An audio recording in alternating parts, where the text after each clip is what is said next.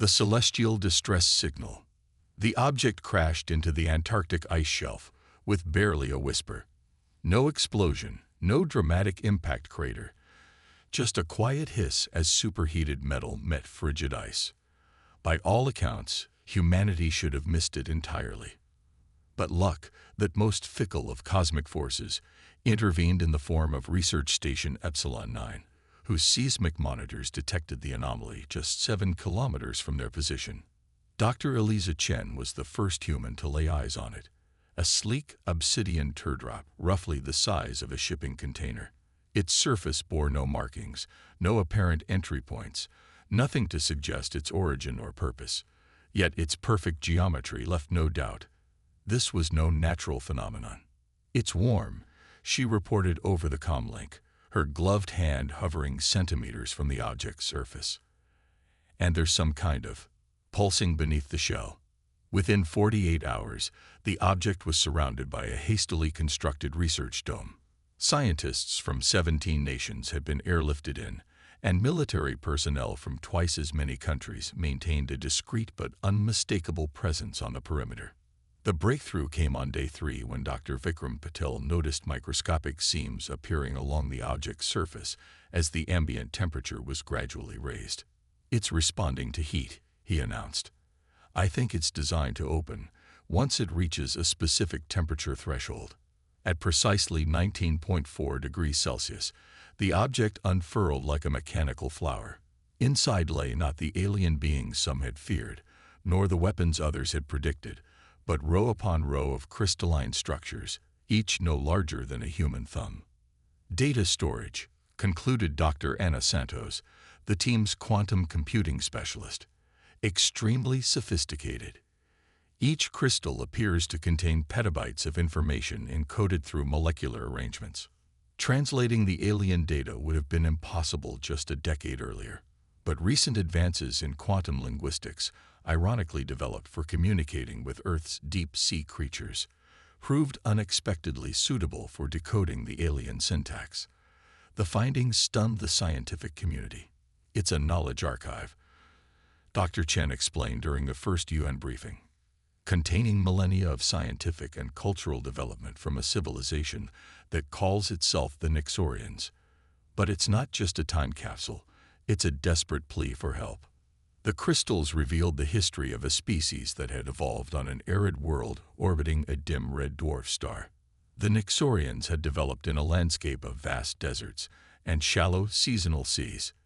Their civilization, advanced in many ways, had industrialized rapidly, extracting resources and burning fossil fuels at a rate that made humanity's own climate crisis seem glacial by comparison. "They didn't understand what they were doing," Dr. Patel explained. "Their planet had been locked in a stable climate cycle for millions of years. They had no historical record of significant climate change, no way to predict what would happen when they destabilized their atmosphere. When the Nixorians finally recognized the crisis, it was already too late.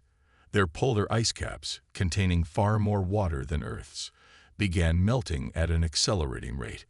Within a single generation, sea levels rose by over 60 meters, drowning coastal cities and forcing mass migrations inland. Here's the most remarkable part, Dr. Santos added. The Nixorians didn't send us this data as a cautionary tale. They sent it as a trade. They're offering us all their technological knowledge, including faster-than-light travel, in exchange for the one thing they desperately need. And what's that? Asked the UN Secretary-General. Maritime knowledge. Dr. Chen replied. They have no concept of oceanic travel, no history of seafaring. Their seas were always too small and seasonal for such development. Now they're drowning on a world that's become mostly ocean, and they have no idea how to adapt. The crystals contained precise coordinates to the Nixorian homeworld, along with mathematical proofs for FTL travel that Earth's theoretical physicists confirmed were viable. The message concluded with a haunting sentiment that translated roughly to, "We cast our knowledge to the stars, hoping it reaches those who might save us from the waters." Admiral James Holden, a veteran of Earth's now disbanded navies, was selected to lead humanity's response mission. His team included not military personnel, but an eclectic mix of maritime experts, shipbuilders, fishermen, deep-sea researchers, marine engineers, and veteran sailors. I want people who understand the sea not as an enemy to be conquered, but as a home to be embraced, Holden explained. The Nexorians need more than technology. They need a fundamental shift in perspective. Construction of Earth's first FTL vessel, aptly named Poseidon's Gift, took just 18 months using the Nexorian blueprints. The massive ship resembled a floating maritime academy more than a space vessel, with entire sections dedicated to shipbuilding materials, aquaculture systems, and maritime navigation tools. On launch day, Admiral Holden addressed the crew of 500 specialists. "We are embarking on the most profound first contact in human history," he began. "Not as conquerors or even saviors, but as teachers. We will share with the Nexorians our oldest relationship, humanity's ancient bond with the sea. In return, they offer us the stars." Captain Maya Rodriguez, a fifth-generation sailor from the Philippines whose ancestors had navigated Pacific archipelagos for centuries, served as Holden's second-in-command.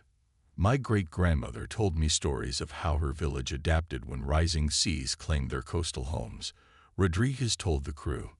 "They didn't fight the water. They learned to live with it, to make it part of their identity. That's the wisdom we're bringing to another world." The Poseidon's Gift entered FTL space with a shimmer of displaced reality, carrying with it humanity's maritime heritage and the hopes of two civilizations separated by light years, but united by the universal challenges of survival. 2 months later, the ship emerged into the Nexorian system. The planet that greeted them matched the descriptions in the data crystals, but even the prepared humans were shocked by the sight. Where the Nexorian records had shown a predominantly desert world with scattered seas, now swirled a blue-green marble, with perhaps 20% land remaining above the rising waters. "My God," whispered Admiral Holden, "their entire civilization is drowning before our eyes." Captain Rodriguez studied the sensor readings. "Those clusters of lights on the remaining highlands, those must be their refugee settlements. They've crowded onto whatever high ground remains." Communication specialist Dr. Sorensen intercepted transmissions from the planet's surface. "They've detected us. They're broadcasting welcome messages in their mathematical language. And they're asking if we brought the water wisdom." Admiral Holden smiled.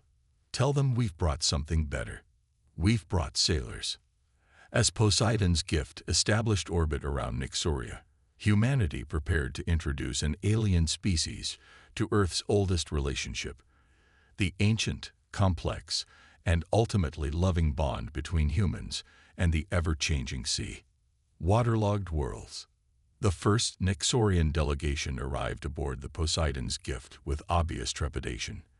They moved with the cautious steps of beings who had never known the gentle sway of a ship beneath their feet, standing approximately 2 meters tall with iridescent exoskeletons that shimmered like mother-of-pearl. The Nexorians possessed 4 manipulator limbs and sensory stalks that twitched nervously as they surveyed the human vessel. "We welcome you as friends," Admiral Holden said as translation algorithms converted his words into the mathematical clicks and whistles of Nexorian speech. "We have studied your knowledge crystals and come to offer our assistance." The lead Nexorian, who introduced itself as Chief Scientist Vesmer, responded with a series of rapid calculations that the translators rendered as, "You received our desperate message. We had launched 10,000 knowledge spheres into the cosmic void, hoping at least one might find beings who could help us. You are the first and only to respond." Captain Rodriguez stepped forward. "We received your technological knowledge with gratitude. In return, we bring expertise your people never needed to develop, the art of living with and upon the water." The Nexorian delegation's sensory stalks vibrated in what the humans would later learn was profound emotional response. "Our world is dying," Vesmar clicked. "The waters rise. Our cities drown. Our food production fails. Our population centers suffer from disease and overcrowding on the remaining highlands. Your world isn't dying, Rodriguez replied gently. It's changing, and we can help you change with it. Over the next several days, the human experts conducted detailed briefings with Nixorian scientists and leaders. They displayed holographic models of Earth's maritime civilizations, from ancient Polynesian outrigger canoes to modern floating cities. Marine biologist Dr. Neela Patil explained aquaculture systems while demonstrating miniature fish farms. Water isn't just an obstacle, it's a resource. These systems can provide more protein per square meter than any land-based agriculture. The Nixorians observed with their sensory stalks fully extended, a sign of intense concentration.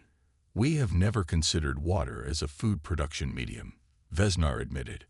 Our relationship with water has always been adversarial. That's exactly the perspective we need to change, Admiral Holden said. We're not here to help you fight the water. We're here to help you embrace it. Permission was granted for the Poseidon's Gift to land on one of the few remaining spaceports on Nixoria, a facility now precariously close to newly formed coastlines. As the human delegation disembarked, they witnessed firsthand the crisis facing the alien civilization. Temporary settlements sprawled across highlands never meant to support dense populations. Nixorians had been forced to abandon most of their infrastructure and industry as waters rose. Millions had perished in the initial flooding, and millions more faced uncertain futures as resources dwindled. Yet the most striking observation was cultural. The Nixorians showed unmistakable fear of the encroaching seas. They built barriers and pumping stations in futile attempts to push back the water. Not once had they attempted to build vessels capable of traversing the new oceans covering their world. They're desert people to their core, Captain Rodriguez observed. They see water as nothing but destruction. The human delegation split into specialized teams. Naval architects began drafting designs for vessels suited to Nixorian physiology and local materials. Marine engineers surveyed coastal areas to identify potential harbor locations. Aquaculture specialists collected samples of native aquatic life to assess their potential for domestication. Not all Nixorians welcomed the human approach. A faction led by Regional Commander Malchus rejected the maritime solutions as surrender. We should be fighting to reclaim our land, not abandoning it to float on the waters like primitive creatures, Malchus declared during a contentious planning session.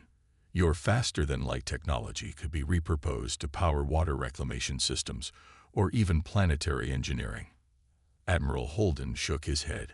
Such approaches would require resources you no longer possess and would likely fail as your climate continues to destabilize. Adaptation is not surrender, it's survival. The debate became increasingly heated until Captain Rodriguez intervened with an unexpected proposal. Words alone won't convince you, she said. Allow us to demonstrate. Give us access to local materials and 30 of your engineering specialists.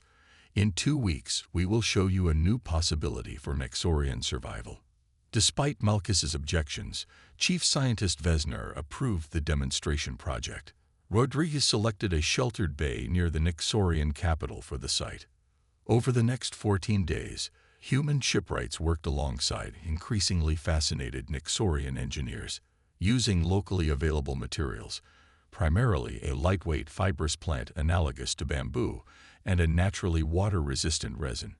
They constructed a vessel unlike anything seen on Nixoria. On the 15th day, hundreds of Nixorian officials gathered at the demonstration site.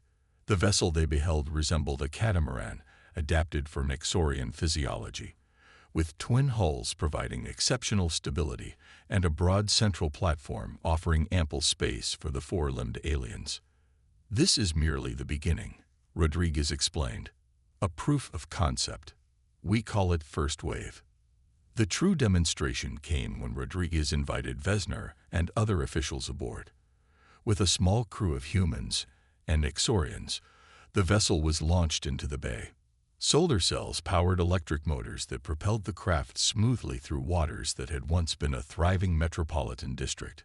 Many Nixorians trembled visibly as the shore receded, their sensory stalks drawn tight against their bodies in fear. But as minutes passed with the vessel remaining stable despite moderate waves, those same sensory appendages gradually extended in wonder. Captain Rodriguez guided the vessel to where the tops of submerged buildings were visible beneath the surface. "Those structures need not be abandoned," she explained.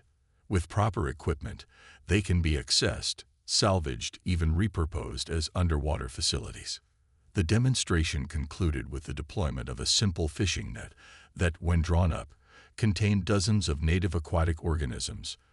Dr. Patel identified several species as nutritionally compatible with Nixorian biology.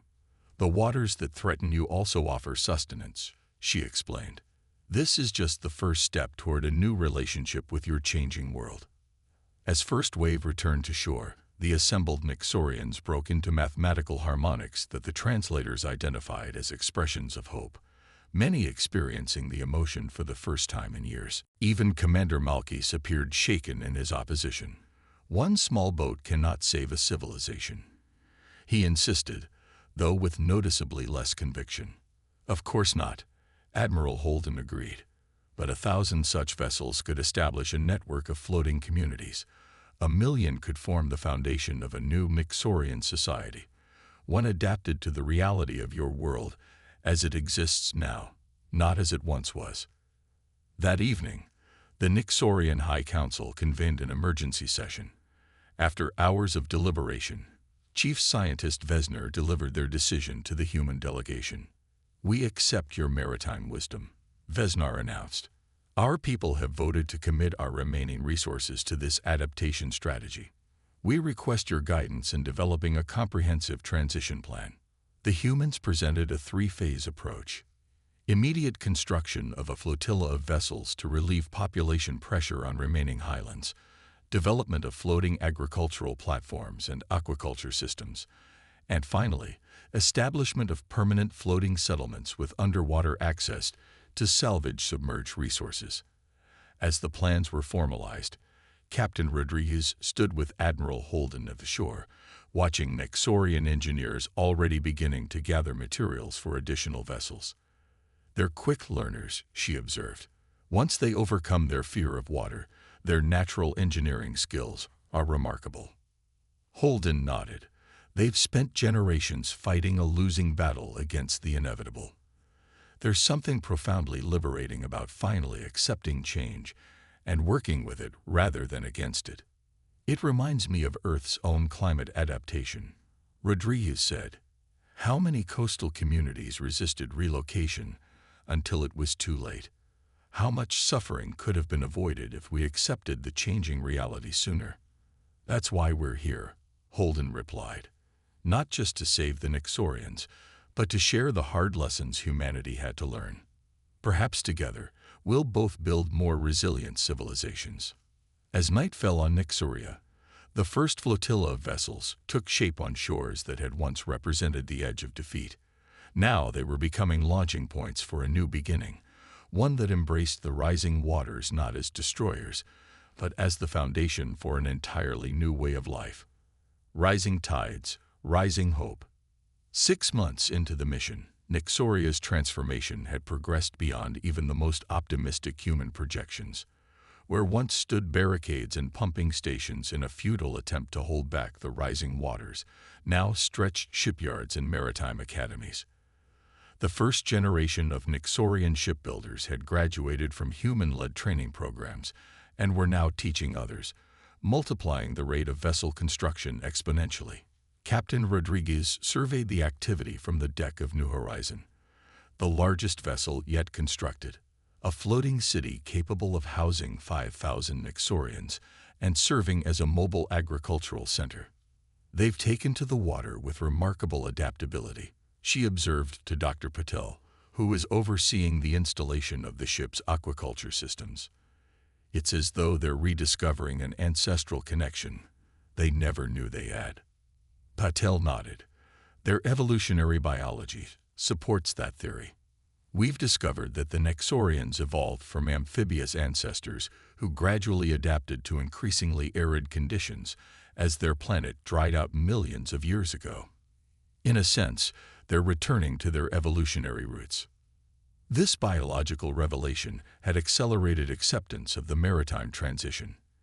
Nixorian geneticists discovered dormant genes that, when activated through targeted therapy, enhanced their species' natural buoyancy and water resistance. What began as a desperate adaptation strategy had evolved into something approaching a cultural renaissance. Even Commander Malchus, once the staunchest opponent of the maritime solution, had undergone a remarkable transformation. After participating in a deep-sea expedition to recover crucial technological components from a submerged research facility, he emerged as one of the most passionate advocates for underwater development. "We've been looking in the wrong direction," Malchus announced in a widely broadcast address. "Our future lies not in clinging to diminishing land, but in embracing the three-dimensional frontier of our oceans. The humans have shown us that what we perceived as catastrophe was merely transition. Yet despite the progress, challenges remained. The most pressing was unexpected: the accelerating collapse of Nixoria's remaining ecosystems. As millions of Nixorians transitioned to maritime living, the concentrated population centers on highlands had placed unsustainable pressure on remaining terrestrial resources. "We're winning the battle against the flood but losing the war for planetary stability," Admiral Holden noted during an emergency council meeting. "The remaining forest systems are failing, which is accelerating atmospheric degradation." Chief Scientist Vesner presented disturbing data. "Our models indicate total ecosystem collapse within 5 years if current trends continue. Even with our maritime adaptation, such collapse would render the planet uninhabitable." The room fell silent as the implications sank in. All their progress, the floating cities, the underwater recovery operations, the flourishing aquaculture, would mean nothing if the planet's atmosphere became toxic or its oceanic chemistry collapsed. "Perhaps we should consider evacuation," suggested one of the human advisors.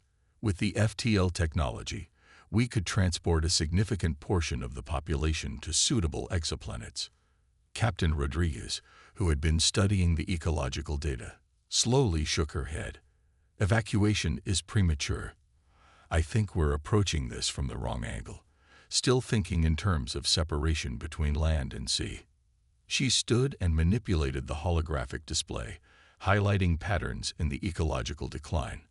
"On Earth, we developed integrated systems, floating forests, and artificial reef networks that created symbiotic relationships between aquatic and semi-terrestrial ecosystems. What if we applied those principles here, but on a planetary scale?"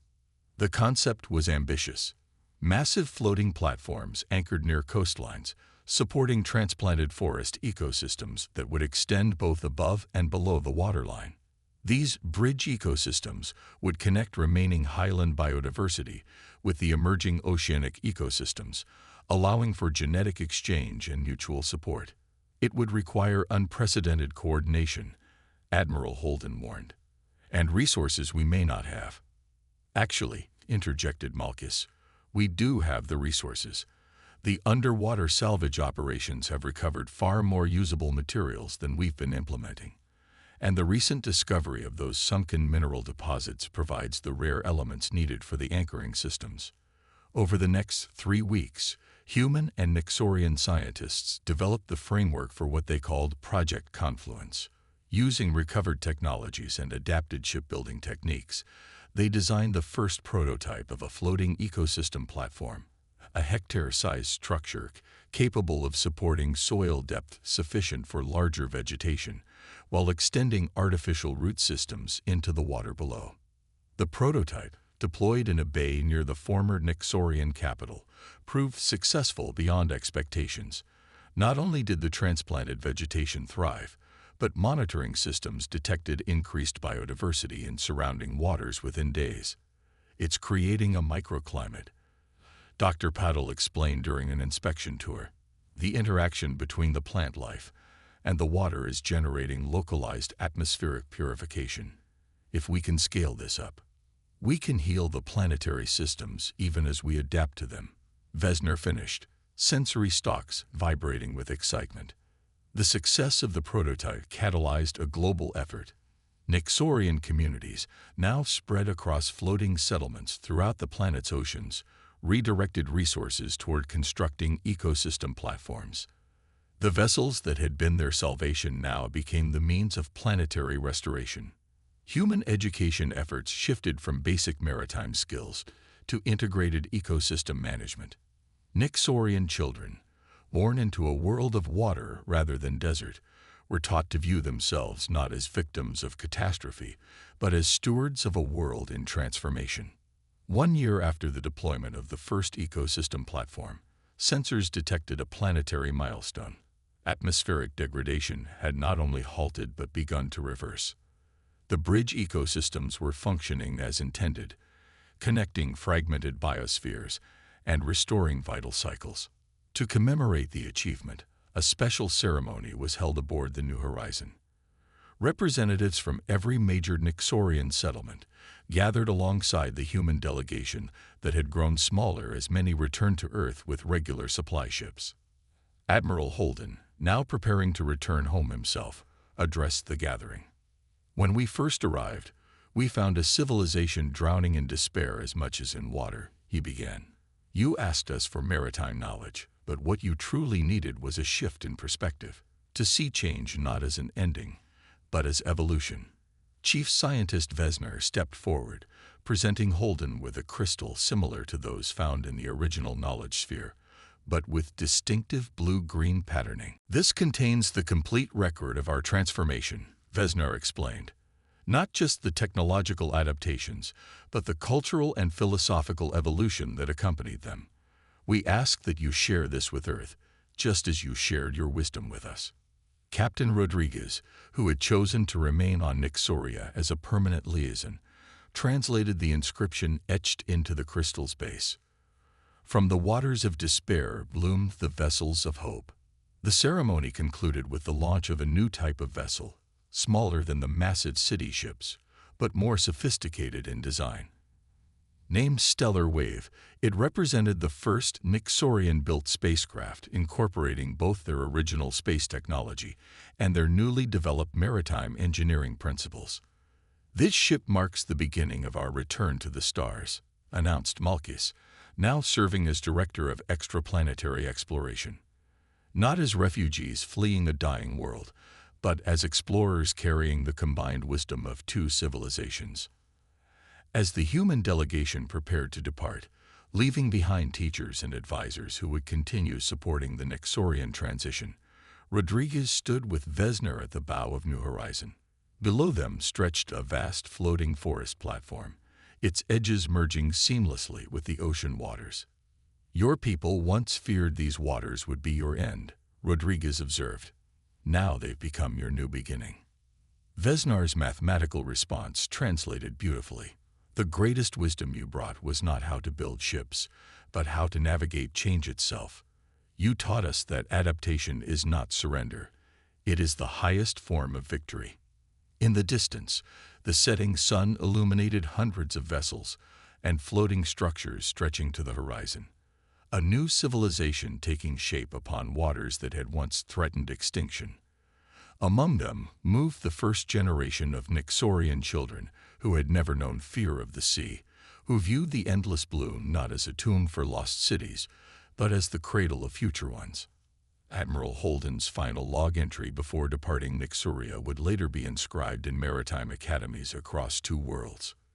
"We came to teach a drowning civilization how to sail, but in truth, we reminded ourselves of humanity's greatest strength, our ability to embrace change rather than resist it.